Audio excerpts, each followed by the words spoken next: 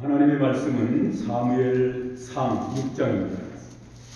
사무엘상 6장 10절부터 16절까지를 우리 다 같이 한 목소리로 공독하도록 하겠습니다. 사무엘상 6장 10절부터 16절까지 같이 봅니다. 그 사람들이 이같이 하여 젖나는 소 둘을 끌어다가 수레를 메우고 송아지들은 집에 가두고 여호와의 궤와 및 금지와 그들의 독종의 형상을 담은 상자를 수레 위에 실으니 암소가 벳세메스 길로 바로 행하여 베로로 가며 갈 때에 울고 좌우로 치우치지 아니하였고 블레셋 방백들은 벳세메스 경계선까지 따라가니라.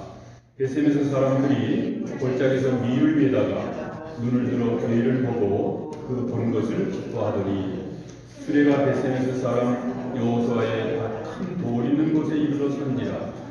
무리가 수레의 나무를 패고 그 암소들을 번제물로 여호와께 드리고 레위는 여호와의 궤와 그 궤와 함께 있는 금봉을 담긴 상자를 가져다 빼다가 큰 돌 위에 두매 그날에 벳세메스 사람들이 여호와께 번제와 다른 제사를 드리니라. 블레셋 5 방백이 이것을 보고 그날에 에그론으로 돌아갔더라. 아멘. 네, 오전 시간에는 빼앗긴 언약궤에 대한 말씀을 드렸는데 이제 이 시간에는 돌아온 언약궤, 빼앗겼다가 다시 언약궤가 돌아왔어요. 돌아온 언약궤라고 하는 제목으로 같이 은혜 받기를 원합니다. 이스라엘과 블레셋의 전장에서 4,000명의 용사가 첫날 죽었죠. 그러니까 이제 그 다음 날은 홈리와 비나스로 하여금 하나님의 법궤를 예고 전쟁터에 나갔습니다. 근데 그날도 크게 패해서 3만 명이 죽었어요. 3만 명이 죽고 홈리와 비나스도 죽었고 하나님의 법궤는 블레셋 사람들에게 빼앗기고 말았습니다. 또 그 소식을 들은 엘리 제사장도 죽었고 아주 비참한 이스라엘의 역사상 가장 비참한 날이 됐어요. 자, 이제 블레셋 사람들은 그 법궤를 뺏어다가 어디에 놓는 거니? 자기들이 섬기는 그 우상의 전당, 그 다곤 신당이라고 하는 다곤이라는 그 대표적인 블레셋의 그 우상이 있었어요. 그 다곤 신당에 그 법궤를 갖다 놨어요. 그래서 그 다음 날 보니까 이 다곤 신상이 이렇게 서 있는 앞에다가 법궤를 놨는데 그 다곤 신상이 팍 쓰러져 가지고 그 법궤 앞에 절을 하고 있는 거예요. 엎드려서 절을 하고 있는 거예요. 그래서 이거 웬일인가 싶어서 사람들이 다시 다곤 신상을 세워놨어요. 세우고서 이제 그 다음날 보니까 이 또 다곤 신상이 툭 꼬꾸라져 있고 이번에는 목도 부러지고 팔목도 부러지고 팔목이 딱 부러져서 이 문지방이 다 걸터 있고 그리고 완전히 산산조각이 난 거예요. 그래서 이거 참 세상에 이런 일이 있나. 지금까지 견고하게 서 있던 다곤 신상이 하나님의 법궤 앞에 완전히 무너지고 말았습니다. 그리고 설상가상으로 이 하나님의 재앙이 임해서 아스돗 사람들이 그 아스돗에 있는 다곤 신상이 뒀는데 그 아스돗이라는 큰 도시 사람들이 다 아주 악성 피부병이 돋았어요. 온몸이 막 이제 종기가 생기고 터지고 고름이 나고 아주 흉악한 몰골이 됐어요. 그래서 이 법궤를 가드로 옮기자. 여기다 두면은 안 되니까 가드로 옮기자. 그래서 이제 말하자면 서울에 있는 법궤를 부산으로 옮긴 거예요. 두 번째 큰 도시로. 그런데 또 가드 사람들이 갑자기 심한 종기로 고통을 당하게 된 거예요. 그래서 가드 사람들이 또 원망을 합니다. 왜 하나님의 법궤를 여기로 데리고 와서 왜 우리가 이렇게 고통을 당하게 하는가? 이거 치워달라고. 그래서 이제 법궤를 에글론으로 옮겼어요. 세 번째 큰 도시 에글론으로 옮겼는데 또 에글론 사람들이 고통을 당하는 거예요. 아주 무서운 그 독종이 온몸에 발해가지고 그냥 긁어도 낫지도 않고 약을 발라도 안 낫고 아주 고통스러운 거예요. 또 에글론 사람이 부르짖습니다. 왜 하나님의 법궤를 우리에게로 가져와서 우리가 이렇게 고통당하게 하는가? 그게 5장 12절이에요. 당일에 5장 12절 죽지 아니한 사람들은 독한 종류로 치심을 당해 성읍에 부르짖음이 하늘에 사무쳤더라. 그 많은 사람이 아마 죽었던 거예요. 그 독점으로. 죽지 않은 사람들은 막 소리를 지르면서 아주 이제는 이 하나님의 법궤 때문에 우리 다 죽게 생겼다고 막 울부짖었어요. 하나님의 법궤가 블레셋 땅에서 7달 동안 있었어요. 7달 동안. 근데 이스라엘 진영에서는 아무 효력을 나타내지 않았던 하나님의 법궤가 이 블레셋 땅에서는 그렇게 무서운 능력을 나타나기 시작을 했습니다. 왜 그랬을까? 왜 이스라엘 땅에서는 아무런 효력도 나타내지 않던 그 하나님의 법궤가 블레셋 땅에서 그렇게 능력이 나타났을까요? 이스라엘 땅에서 그 법궤가 능력이 나타나지 않았던 이유는 아까도 말씀드렸습니다마는 그 법궤를 모시고 있는 홈리와 비나스가 하나님 앞에 드리는 제사를 멸시하는 죄를 범했고, 또 이스라엘 백성들은 법궤 안에 있는 하나님의 말씀은 순종하지 않으면서 외부적인 법궤만 가지고 있으면 되는 줄 알고 외부적인 법궤만 의지하고 그것으로 만족하고 그것을 자랑하고 그것만 의지했던 거예요. 그러니까 아무런 효과가 나타나질 않았습니다. 하나님의 말씀은 잘 가슴에 품고 있다고 효과가 나타나는 거 아니에요. 이걸 부지런히 읽고 그 말씀을 순종할 때에 그 능력이 나타나는 거예요. 성경책을 그냥 큰 보물처럼 잘 애껴가지고서 그냥 품고 다니고 그거를 또 그냥 자식에게 물려주고 또 그 자식이 평생 보다가 또 그 자식에게 또 3대까지 물려준 집이 있었어요. 그래서 제가 그 전에 서울 성목회할 때 홍정길 목사 집사님이라고 계셨는데 성경책 옛날 구역 성경을 툭툭하게 항상 안고 다니. 집사님은 그 옛날 성경을 가지고 다니는데 이게 우리 할아버지가 보던 거예요. 우리 할아버지가 보던 건데 우리 아버지가 평생을 보시고 또 돌아가실 때 저한테 물려줬어요. 자기한테 평생 보다가 자기 자식한테 물려줄 거예요. 그래서 내가 야단쳤어요. 집사님, 그건 무슨 자랑이라고 그러세요? 그걸 빨리 읽어서 다 떨어뜨려야 돼요. 성경 말씀은 빨리 읽어서 다 떨어뜨리고 또 새거 사실 자꾸 해야지. 그거 아끼고 해가지고서는 그냥 기름칠을 건드려 해가지고 그렇게 아끼고 자식에게 물려주는 걸 자랑으로 여기지 마세요. 그거는 옛날 거니까 한 60년 전 거니까 그냥 집에다가 그냥 골통품으로 보관해 놓으시고 새 성경 보시고 이걸 부지런히 읽어서 떨어뜨리세요. 떨어뜨리고 또 사서 보시고 일평생 성경을 몇 권 떨어뜨리고 천당가 생각하셔야지 그거 할아버지가 물려준 그걸 가지고 애지중지해서 자식한테 물려줄 생각하지 마세요. 자식한테 가서 뭐 이게 큰 무슨 골동품으로 보물가치가 돼서 무슨 매력 받을 줄 알아요? 그런 거 아니에요. 그랬더니 이분이 얼굴이 뻘개져가지고 그다음부터 그 성경책을 집에다 두시고 그 다음에 성경책을 새로 사가지고 이제 제가 들으라고 일부러 큰 소리로 읽는 거예요. 제가 그 집 앞으로 지나가면 성경책 펴놓고 그냥 바깥에 창문 바깥으로 들릴 정도로 막 읽더라고요. 재미있는 집사님이 계셨어요. 나중에 이제 장모님이 되셔가지고 이제 그런 일이 있었는데 그러면서 이제 그 성경 읽는 재미를 붙였어요. 그래서 그 목사님이 그때 그 말씀 하실 때 내가 얼마나 부끄러운지 모른다고 그래요. 근데 그 전에 다니던 교회 이 목사님은 반대로 말했대요. 할아버지가 보시던 거 우리 아버지가 평생 보시고 저한테 물렸습니다. 그러니까 아이고 귀한 성경이네요. 잘 보관하셨다. 또 자식에게 물려주세요. 그랬다는 거예요. 근데 나는 반대로 말했거든요. 그거 빨리 떨어뜨리라고. 그거 뭘 대단한 거냐고. 그거 애끼고 그러냐고. 뭐 떨어뜨리고 또 사서 보시고 또 사서 보시고 일평생 몇 권 떨어뜨리고 가세요. 네. 그랬더니 그럼 그 말씀을 듣고 자기가 얼마나 부끄러웠는지 그래서 그때부터 이제 성경을 많이 읽기 시작했다. 그런 고백하는 걸 들었어요. 우리가 여러분 성경책 이거 복음으로 보관해 두지 마세요. 이거 얼마나 몇 푼가요? 20불이면 사는데 30불이면 사는데 이거 부지런히 읽고 떨어지면 또 사고 자꾸 그래서 일평생 몇 권 떨어뜨릴 생각을 하세요. 이거 보관해 둔다고 하나님 기뻐할 거 하나도 없어요. 그래서 이 말씀을 부지런히 읽고 그 마음속에 새겨서 그 말씀대로 살아드리는 것을 기뻐하는 거예요. 그런데 이스라엘 백성들은 그 법궤 안에 있는 하나님의 말씀은 순종하지 않으면서 외부적인 법궤만 가지고 있으면 되는 줄 알았던 거예요. 그래서 결국은 아무런 법궤가 효력을 나타내지 못하고 불행하게 블레셋 군대에게 뺏기고 말았습니다. 아무리 좋은 하나님의 말씀도 우리가 그 말씀을 읽고 순종할 때 능력이 나타나요. 그렇지 그 말씀을 뭐 잘 가지고만 있으면 이거 비구잔다고 좋은 꿈 꾸는 것도 아니고 이거 들고 다닌다고 좋은 것도 아니에요. 그 말씀을 부지런히 읽으세요. 많이 읽으시기 바랍니다. 그래서 이번 사격일 때 작정들 하세요. 내가 이 성경을 몇 년 안에 떨어뜨려야 되겠다 하면 작정들 하세요. 그래서 부지런히 읽어서 이거 다 떨어뜨리세요. 떨어뜨리고 또 읽고. 저도 아직 뭐 나이가 많지는 않지만 성경 저도 여러 번 떨어뜨렸어요.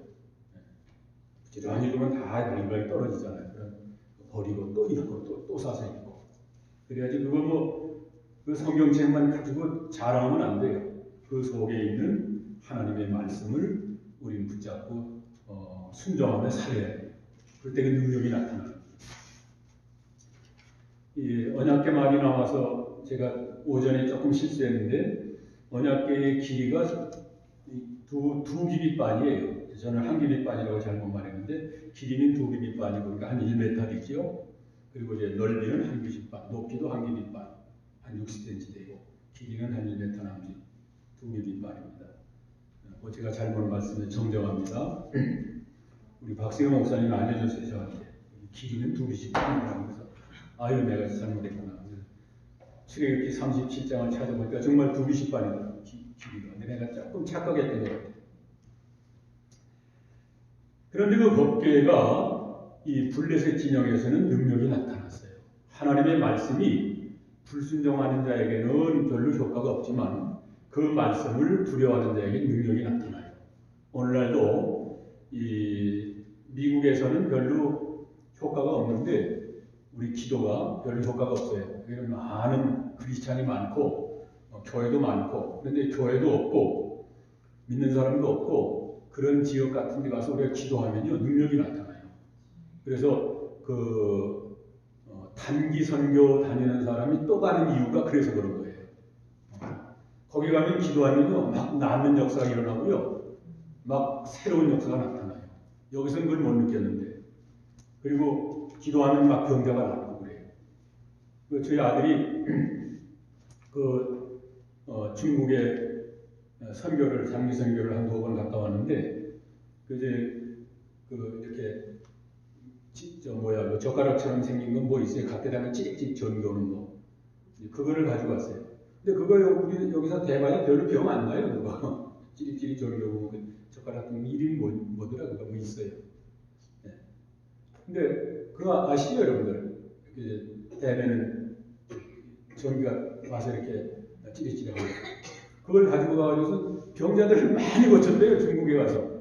근데 줄이 뚫려 서가지고서 그냥 한 5분씩 대주면 병이 났다고 그러고 5분씩 대주면 병이 났다고 그러고 치료부터는 났다고 그러고 뭐 절뚝절뚝 오는 사람도 무릎에다 해주니까 또 났다고 그러고 그 얘가 재미 붙인 거예요. 아빠 이거 가지고 와서 중국 가서 재미 봤어요. 한 200명 고치고 왔다는 거예요. 또 갈 때 이거 들고 가겠다는 거예요. 근데 그 미국에서는 그렇게 효과 없어요. 미국에서는 그보다 좋은 약이 많고 그보다 좋은 영양가 있는 걸 우리 많이 먹기 때문에 그렇게 크게 효과가 없어요. 근데 그 사람들은 그런 약을 많이 좋은 약을 못 쓰고 좋은 의술이 발달하지 않았기 때문에 갖다 대면 낫는 거예요. 기도도 마찬가지예요. 기도도 우리가 여기서는 기도가 능력이 별로 나타나지 않는데 아주 아프리카나 저런 오제 가서 우리가 기도하면요 막 능력이 나타나요. 그래서 재미가 있어서 또 가게 되는 거예요. 단기 선교 갔다 온 사람 또 가고 싶은 거예요. 저도 단기 선교 필리핀도 한 서너 번 다니고 태국도 한두 번 다니고 중국도 한두 번 다니고 했는데 가면 뭔가 능력이 나타나요. 말도 잘 안 통하는데도. 그래서 재미를 붙이는 거예요. 그래서 이 하나님의 법궤가 이스라엘 진영에서는 효력이 나타나지 않다가 블레셋 땅에 가니까 능력이 나타나요.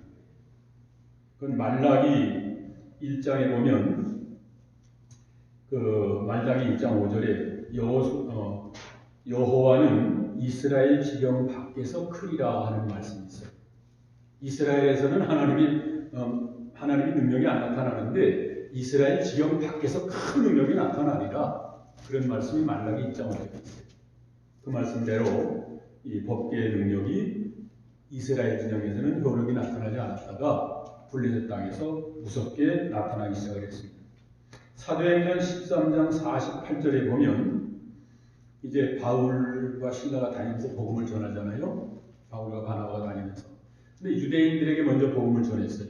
근데 유대인들이 안 듣는 거예요. 안 들으니까 바울이 뭐라고 합니까? 이 복음이 이스라엘 백성에게 먼저 전해야 되는 것이 마땅하지만 너희들이 거절하니까 우리는 이방인에게로 가노라. 그리고 그냥 유대인들을 버리고 떠났어요. 그래서 사도 바울이 이방인의 사도가 된 거예요. 그래서 이스라엘 백성들은 지금도 예수 안 믿어요. 물론 메시아닉 주라고 해가지고서 이제 일부 몇몇 이제 돌아온 사람들이 있는데 아직도 유대인들은 예수 안 믿어요. 근데 그 사람들을 하나님이 버리셨느냐? 아주 버리진 않았어요. 유대인들이 최초에 선택받은 백성들 아니에요? 근데 그들이 복음을 거절하니까 이 복음이 이스라엘을 떠나서 이방 땅에 지금 퍼지기 시작한 거예요. 그래서 이방인들, 우리는 이방이잖아요. 한국 사람이니까. 이방인들이 이스라엘 사람 외에는 다 이방인이에요. 그러니까 이방인들이 예수님을 믿고 구원받는 걸 보고 마지막에 이스라엘 백성들이 시기가 나서 아니 복음이 우리 유대 땅에서 시작되는데 우리는 안 믿는데 저들이 다 예수님 믿고 복받고 잘 사는 거 보고서 유대인들도 나중에 시기 나서 믿는다고 그랬어요. 그래서 예수님 오시기 이제 직전에 이스라엘이 국민적 회심이 올 날이 와요. 그건 사도행전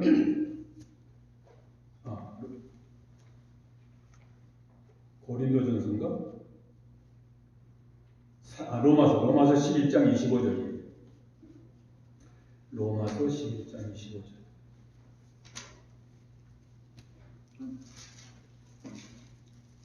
로마서 11장 25절 한번 찾아봐요.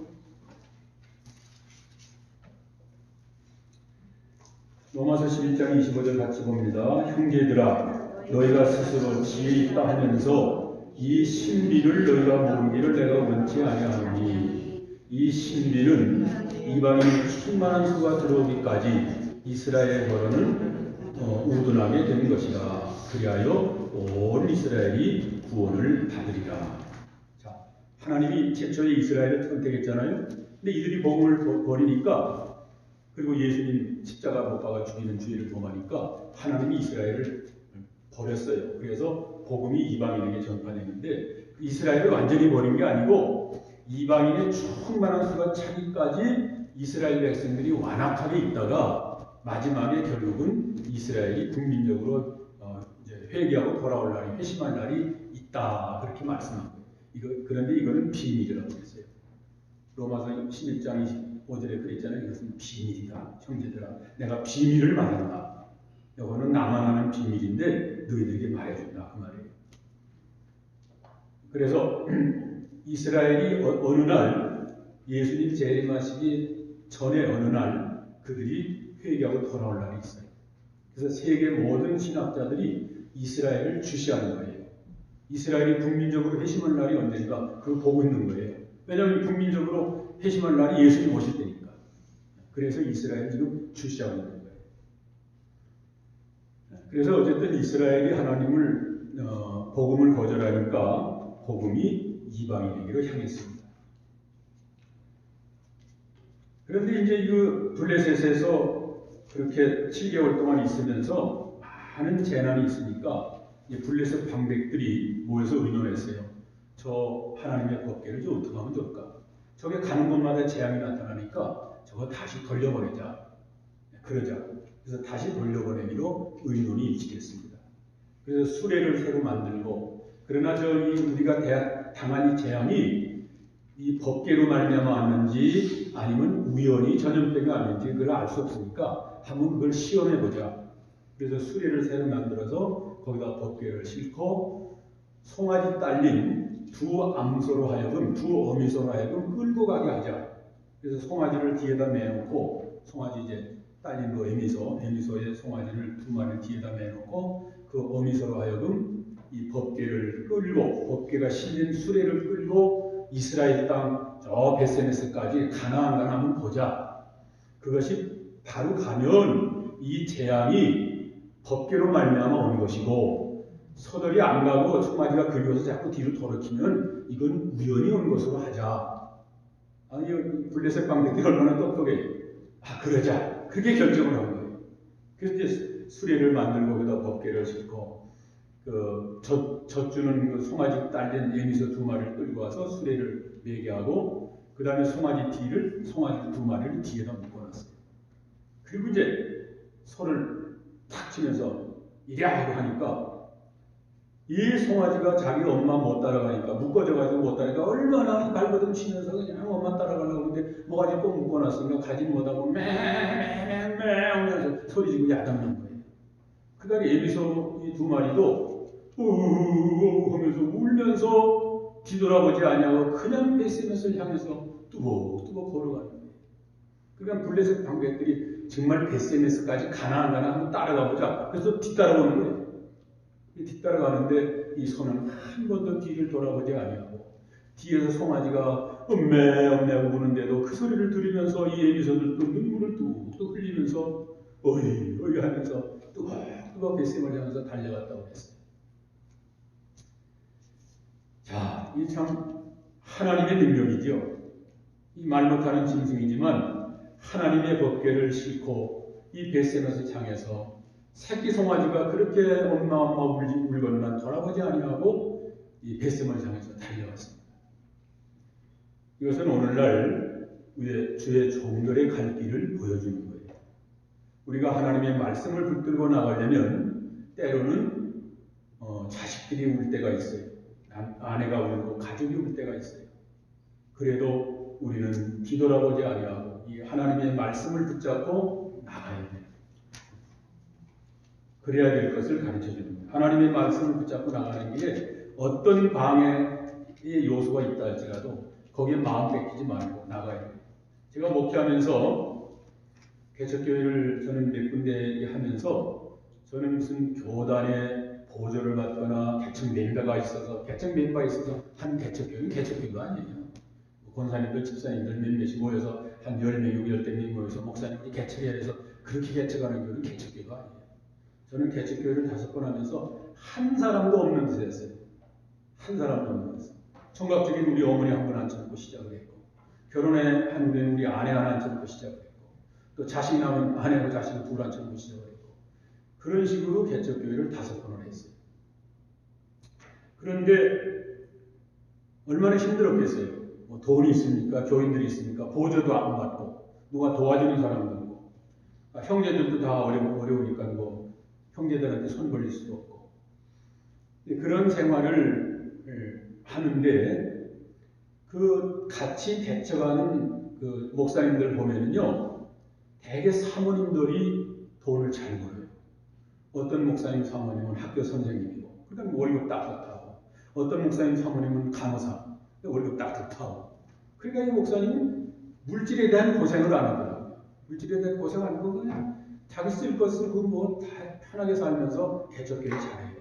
교인이 없어도 아무 걱정 없어요. 그분들은 부인들이 뭐 돈을 잘 벌어다 주니까 참 그게 부럽기도 하고 또 저희 집사람이 미안해요. 뭐가 미안해? 저 아무개 목사님은 부인이 저렇게 돈을 잘 버는데 나는 하나도 못 벌어서 미안해요. 가끔 그러더라고요. 뭐 할 수 없죠. 어떻게. 그렇다고 물릴 것도 아니고. 그런데 여러분 들어보세요. 그 사모님이 그렇게 돈을 잘 벌어오는 그 목사님들은 교회를 제대로 못했어요. 지금까지는 교회를 못해요.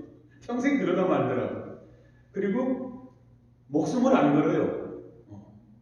그냥 뭐 먹고 살만 하니까 뭐 잘 사니까 목숨을 안 걸어요. 저는 목숨을 걸었어요. 저는 우리 교인이 안 오면 난 죽습니다. 헌금 안 해주면 난 죽습니다. 하나님. 죽이든지 살리든지 하나님 뜻대로 하시면 강대상 밑에서 죽으려 앉아서 날마다 오는 거예요. 그러니까 교인들이 꾸역꾸역 오기 시작하고 오면 또 헌금을 자꾸 해주고 우리 교회가 헌금을 많이 나오는 교회예요.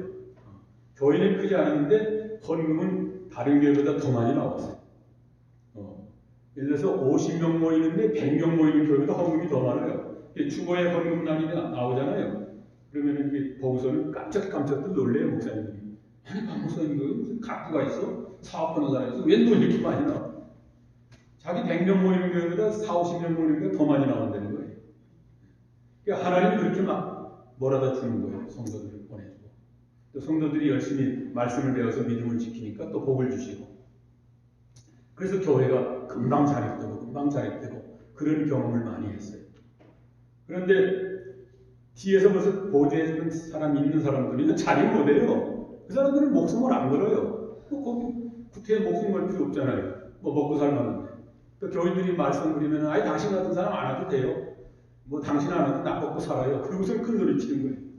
근데 저는 반대로 당신 안 오면 난 죽어요. 그러고 매달리는 거예요. 그래서 이 말씀을 붙잡고 나가는 길은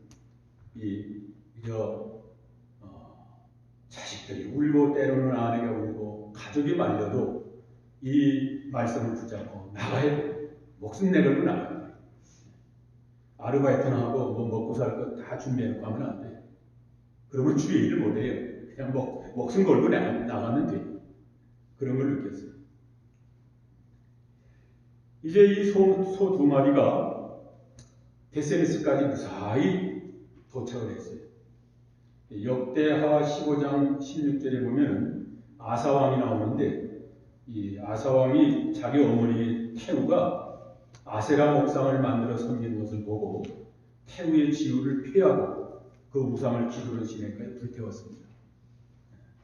이것은 아사왕이 하나님의 말씀을 붙잡고 나가는데 그 어머니가 우상을 섬기니까 과감히 인정선을 끊고 태우의 위를 피해버렸어요. 그러니까 하나님의 말씀대로 나갈 때는요, 하나님의 말씀을 거역하는 모든 것은 다 끊어버려야 될 때가 있어요, 우리가. 그거 인정사정 봐주고 그거 사람 눈치 보고 해서는 아무것도 안 돼요. 그래서 주의 종들은 때로는 인정선을 초월할 때도 있습니다. 그 다음에 이제 법궤를 싣고 달려온 두 암소가 베세메스에 잘 도착을 했어요. 베세메스 사람들이 밀배다가 하나님 법궤가 온다. 너무 좋아서 뛰쳐나가서 그 법궤를 잘 땅에 내려놨어요. 내려놓고서는 수레를 도끼로 다 패서 장작을 만들었어요. 그리고 쌓아놓고서는 거기다가 불을 질러서 그 법궤를 끌고 온 두 마리 암소를 또 잡아서 번제를 드리고 그 장작 위에다가 다 불태워버렸어요. 그래서 이제 수레도 없어지고 두 마리 암소도 없어지고 뭐만 남았어요? 하나님의 법궤만 남은 거예요. 우리가 매주일 이제 교회 나와서 하나님의 말씀을 듣는데 뭐가 나와야 되겠어요? 아까도 말했지만 다 잊어버려도 들었던 말씀이 남아있어야 돼요. 그것만 영원히 남는 거예요. 다른 건 다 없어져요. 교회를 하다 보면요, 재밌는 일도 있고 수양에 가서 즐겼던 일도 있고 목사님과 교인들 사이에 좋았던 일도 많이 있어요.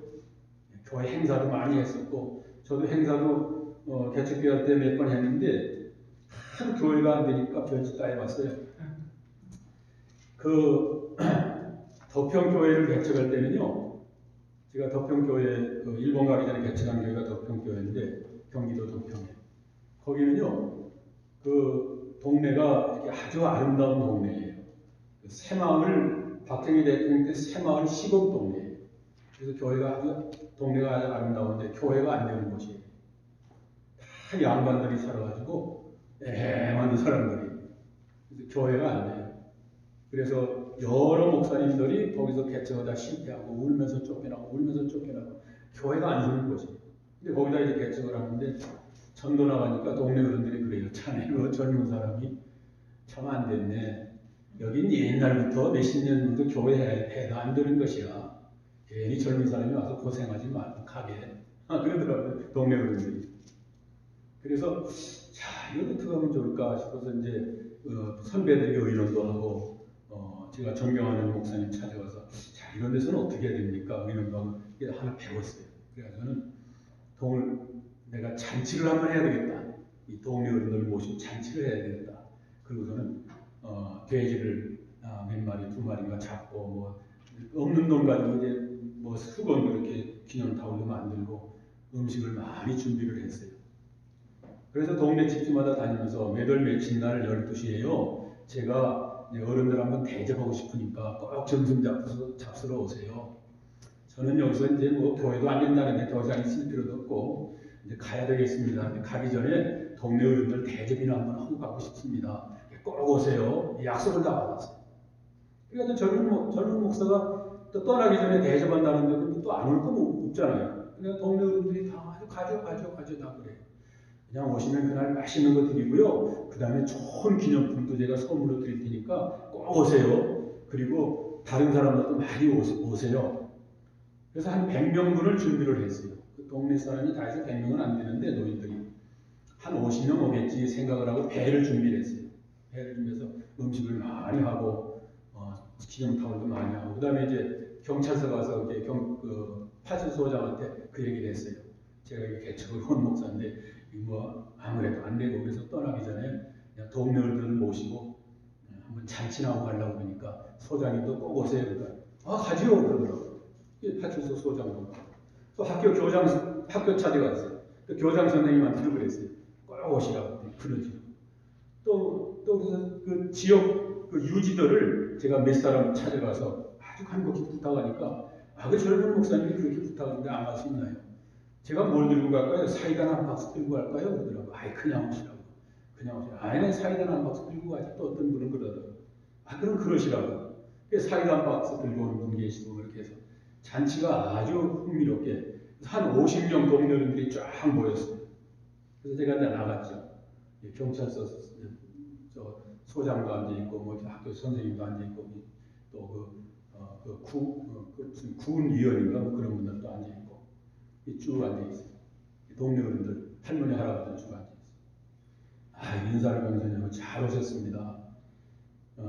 제가 이 동네 와서 이제 온 지가 한 달쯤 넘었는데 이제 가야 될 것 같습니다. 여기 뭐 교회도 안 되고 믿는 사람도 한 분도 없는데 내가 여기서 뭘 하겠습니까?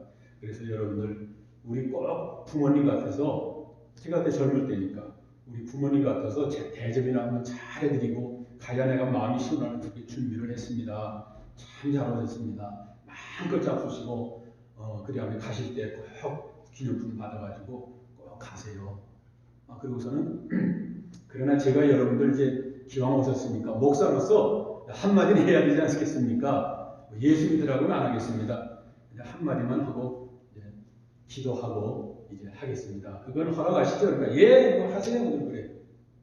그래서 내가 딱 서가지고 이 못된 놈의 새끼들! 그래서 어떤 경찰서장이 뻘떡 일어서더라고. 막 쳐다봐요. 얼굴도 우락부락 생긴 청년이 이 못된 놈의 새끼들, 이 쌍놈의 새끼들 야단을 쳤어.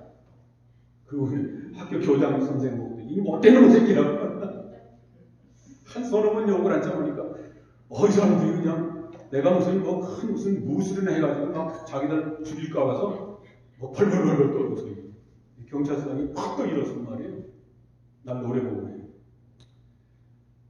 이걸 누구한테 하는 말이 바로 저한테 하는 소리입니다. 제가 그렇게 못된 놈입니다. 우리 부모님이 저를 30년 동안 키워서 공부 가르쳐서 등골 빠지게 나를 길러주셨는데 내가 결혼해가지고서 내 아내하고 내 자식만 알지 부모들을 내가 모르는 아주 불효자가 됐습니다. 참이 못된 놈입니다. 약한 놈입니다. 근데 내 자신을 욕한 겁니다. 그러니까 그때서도 얼굴들이 다 풀어지더라고요. 이게 나이가 30이 넘도록 부모님이 뼈뼈 빠지게 가르쳐서 이만큼 만들어놨지. 지 기준만 알고 지 새끼만 알고 부모들을 몰라요. 이게 내가 그런 놈입니다. 여러분. 여러분들 어른들 뵈니까 우리 부모님 생각이 나서 내가 그렇게 욕을 한번 했습니다. 용서하세요. 그래서 어서들 이제 드세요. 마음껏 드세요. 그래서 이제 끝냈어요. 그때 잘들 먹고 가면서 또 수건 주니까 또 좋아가지고 타고 갔어. 그 다음날이 문제가 터진 거예요. 그 다음날에 젊은 청년들, 젊은 아줌마들이 막 몰려오는 거예요. 나한테. 목사님 어제 뭐라고 했길래 우리 시어머니가 너 교회 가라. 우리 시아버지가 너 교회 들어가라. 이들 교회 가라. 이들 교회 가라. 저분은 도대체 무슨 말씀하신 거예요? 그런 생각 몰려들었어요. 아이고 얼마나 좋아요. 시아버지 시어머니가 교회 가라 소리 할 때 얼마나 좋아요. 오면 되지요. 그래서 이제 몰려들기 시작했어요. 교회가 되더라고요. 그래서 독병기가 시작된 거예요. 하나님의 성령이 하시는 일은요, 사람이 상상도 못할 일들이 많아요. 2번 그렇게 재미를 본 적이 있어요. 아산 칠원교가 선물 그렇게 했고, 덕분교에서 그렇게 했고, 2번. 그것도 3번까지 써먹으면 또 안 돼. 한 2번 써먹어서 잘 써먹은 적이 있어요. 네, 지나간 얘기입니다만은, 소가 생각할 때 얼마나 억울해요.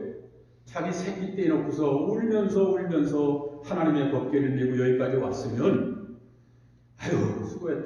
그리고 쓰다듬어 주면서 물도 먹이고, 영물도 먹이고, 그럴 줄 알았거든요. 그런데 오자마자 이 법궤를 싣고 왔던 수레를 패서 장작을 만들고, 소두마리를 그 자리에서 잡아서 도살을 해가지고 불태워버렸거든요. 이 소가 볼 때 얼마나 억울해요. 세상에 이런 수가 있나?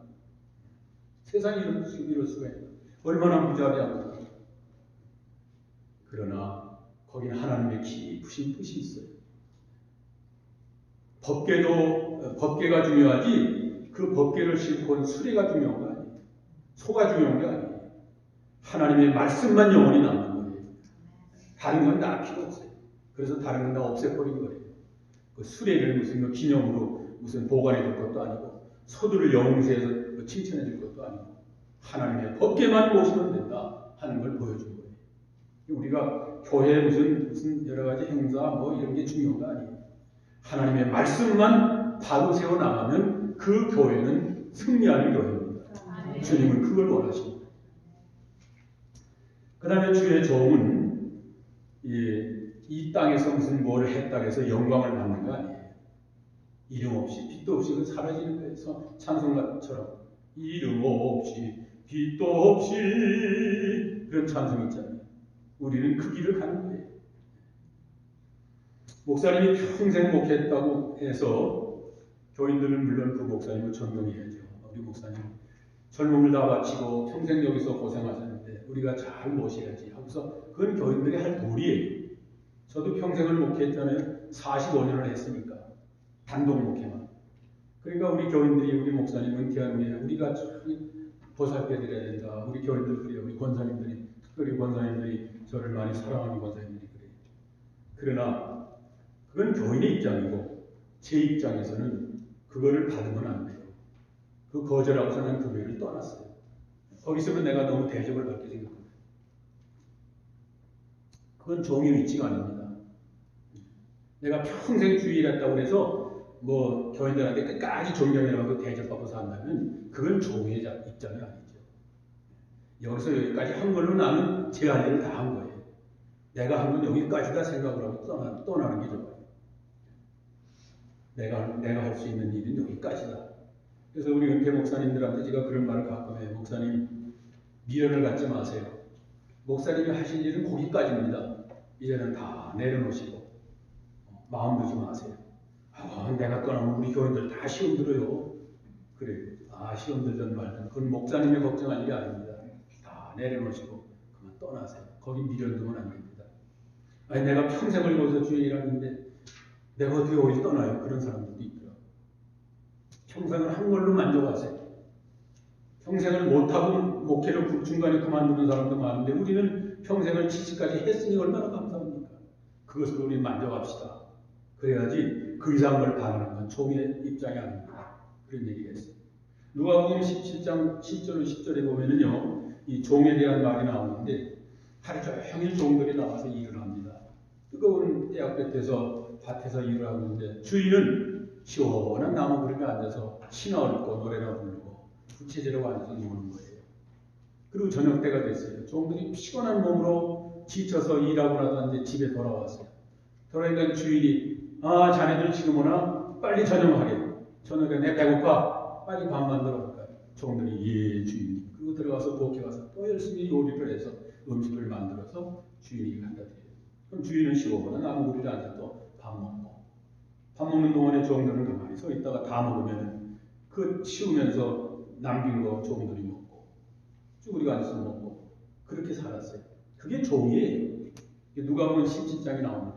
그러니까 사람들이 세상에 그런 나쁜 사람이 어딨어. 종들은 저렇게 나가서 일을 하고 저러는데 자기는 시원한 나무에서 있으면 종들이 부르면 아이고 자네들 수고했네. 그만 쉬게. 이래야 되지. 그 피곤한 종들에게 또 밥 타봐라. 뭐 찌개 끓여라. 뭐 그러면서는 저는 시컷 먹고 잠이나 자고. 뭐 저런 놈이 다 있어. 그러니까 그 종들이 하는 말이 저희들은 무익한 종입니다. 제가 할 일을 한 것뿐이에요. 그게 누가 보면 17장에 나와요. 10절에. 그게 종이에요. 이 자기가 뭘 했다고 대접받으려고 하는 건 잘못하는 거예요. 그래서 이 소 2마리도 죽이고 수레도 다 불태워서 없애버린 거예요. 영광은 하나님 앞에서 받는 거예요. 이 땅에서 여러분들 교회를 위해서 많이 봉사하고 충성도 했는데 이 땅에서 무슨 영광 받으려고 하지 마세요. 그럼 하늘나라 가서 받을 상이 없어요. 그것으로 만족해야 돼요. 그것으로 만족하고 내가 할 일을 한 것뿐이다. 더 많이 못해서 죄송하지. 그런 마음을 가지세요. 그러면 그 사람은 하나님 앞에 큰 상급을 받아요. 내가 이 교회를 위해서 얼마나 봉사했는데 내가 이 개척할 때마다 지금까지 내가 개척할 때부터 지금까지 충성했는데 다른 사람은 몰라도 우리 교인들은 다 알아? 이러면서 대접받으려고 하면요 하나님 앞에 받을 게 없어요.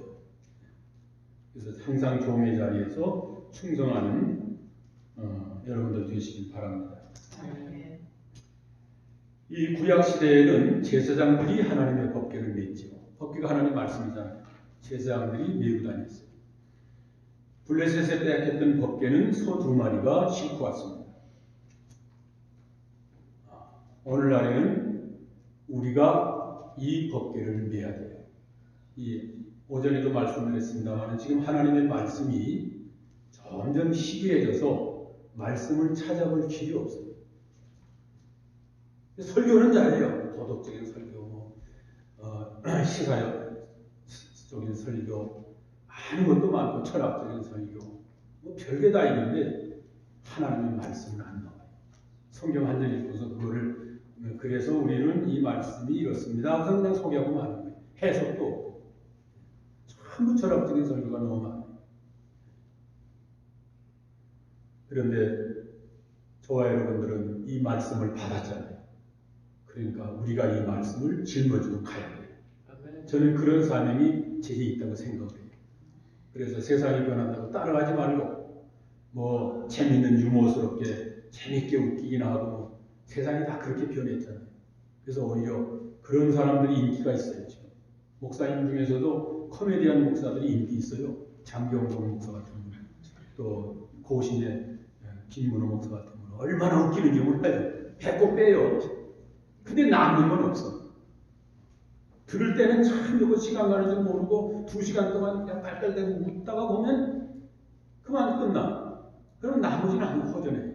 하나님의 말씀이 없으면요 심령이 허전해요. 심령이 허전하면요 나중에 공허하게 돼요. 공허하게 되면 나중에 무슨 생각만 드는 줄 아세요? 죽고 싶은 생각만 드는 거예요. 그래서 이 유명한 가수, 유명한 탤런트, 유명한 배우들이 왜 자살하는 줄 알아요?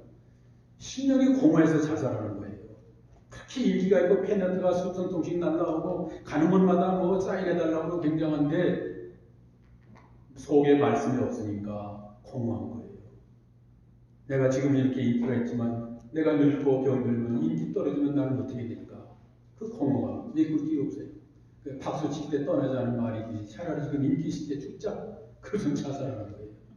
저 사람이 왜 죽었을까? 돈 많고 인기 있고 저렇게 팬들이 많은데 왜 죽었을까? 그래서 죽은 거예요. 공허해서. 사람이 공허하면 그렇게 돼요. 그러나 우리 속에 뭐가 있어요? 다른 건 다 없어도 하나님의 말씀이 있으면 우리는 가난한 자와 같으나 부자예요.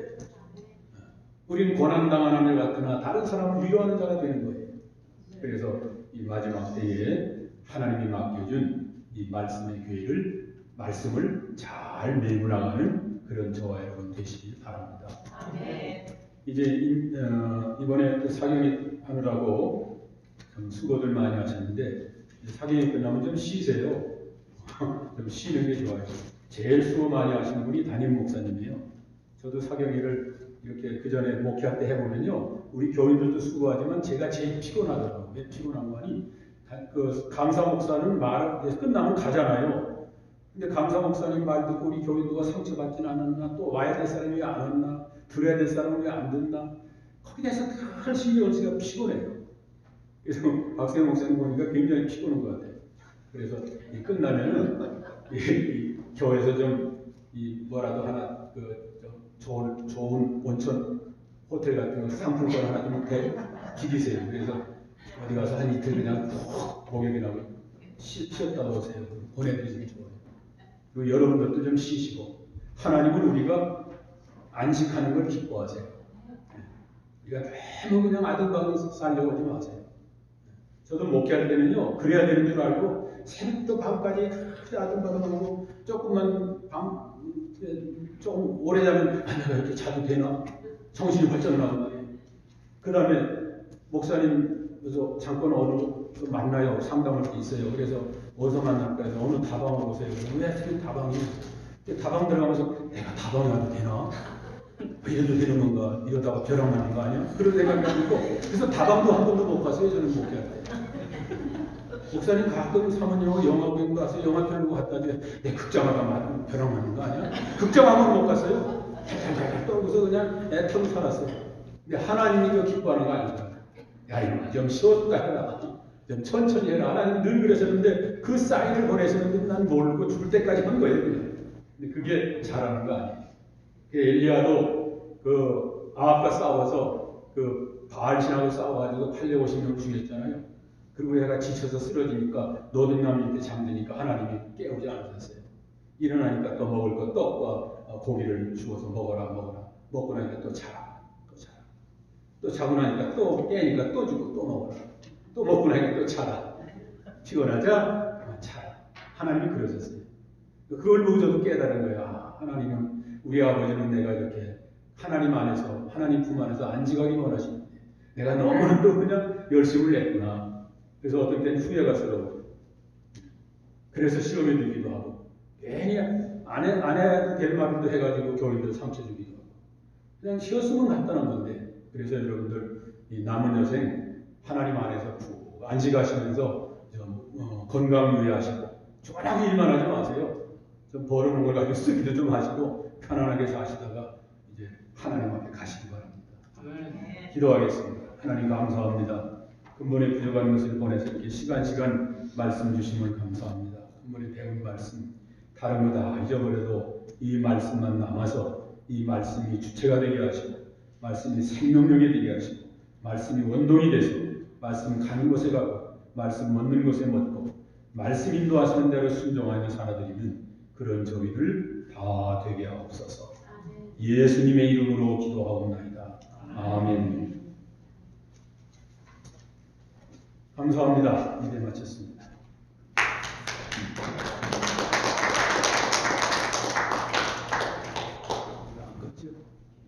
예, 거예요. 제가